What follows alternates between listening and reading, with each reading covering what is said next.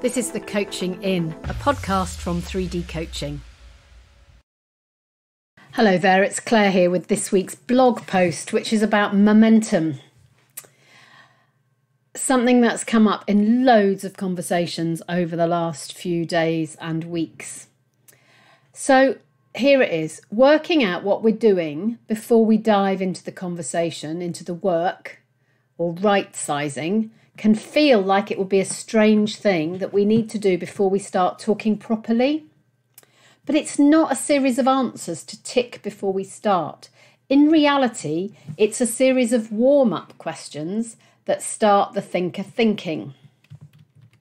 The questions are iterative, each one causing the thinker to think more deeply. Thinking of a warm-up, slowly building up momentum so that when you're clear on what the work is for today, they are already more flexible, moving and ready to dive in. Getting some movement is particularly handy if they began by saying they were stuck. Although it's important not to dive into deep work through comments about things that may need work or exploration later, it's equally important to probe the initial exploring of what is the work, how you'll do it, and how they'll know you've done it.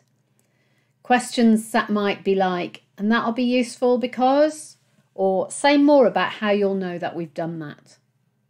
Beginning, middle, and end. Momentum matters because it's that momentum in itself that can enable the person to move forward. And when we begin and end in partnership, that momentum continues and they will do their best work after you've finished.